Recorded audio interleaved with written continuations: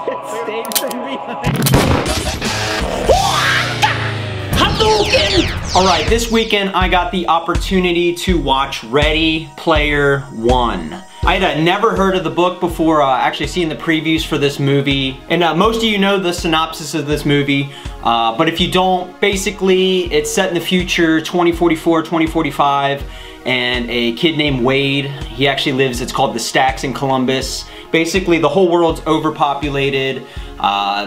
There's not much to do, no jobs. So basically they live in a virtual reality world, a game world, to kind of escape reality. Actually, when I watched the first trailer of this movie, so you know when you go to movies and you have like a small snippet, so this was probably like 6 or 8 months ago when it wasn't the actual like full trailer, I wasn't too impressed with this movie. It didn't appeal to me. I probably would have seen it, but I don't know if I'd have gone to the movie to see it. But when the actual official trailer came out just a few weeks ago, it kind of expanded more of what the movie was going to be like, and it looked really interesting, so I thought I'd give it a shot. This movie grossed $181 million worldwide in its opening weekend.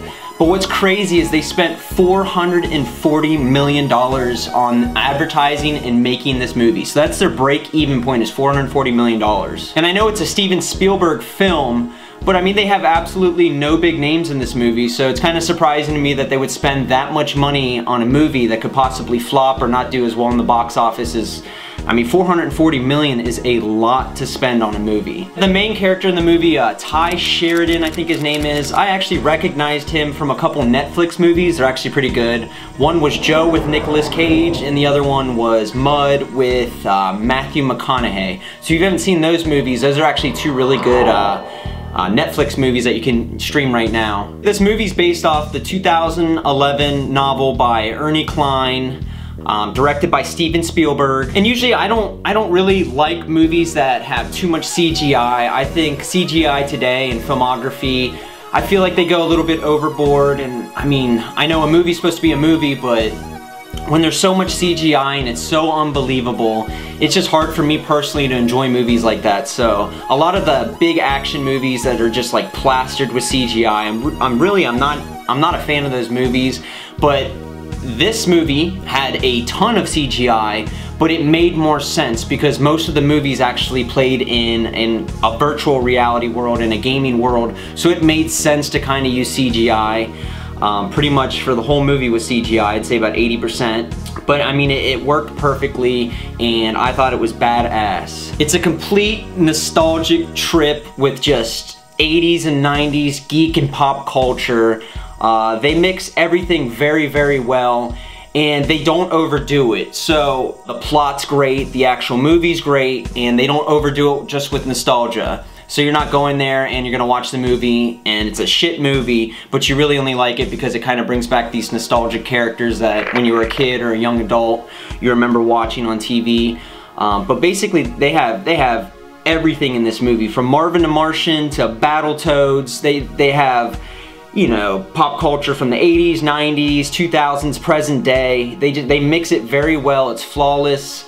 I mean, it's badass. It's truly something that, if you haven't seen this movie, you should go out and watch. Alright, if you've seen in the previews, one of the major scenes in the movie, it's actually in the beginning of the movie, is the race scene where, I believe in the trailer, you see a bunch of characters that are familiar, like, you know, T-Rex and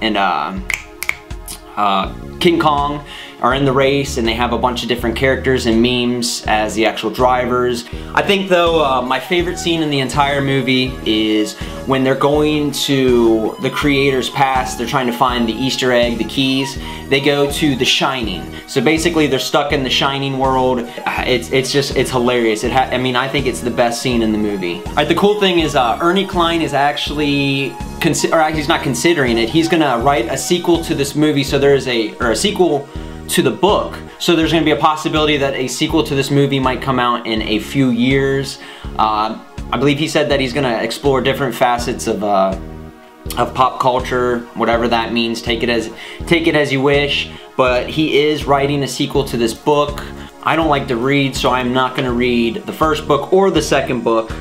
But if he makes a sequel, then there is a very, very good possibility, if this does well enough in the box office, that there will indeed be a sequel to this movie. If you have not seen this movie, I give it 2 thumbs up. I would recommend going and seeing this in the movie theater. You can watch it in 3D. I do not like 3D, but if you're into 3D movies, it'd be a badass movie to watch 3D. Besides that, let's hope for a sequel, and peace out.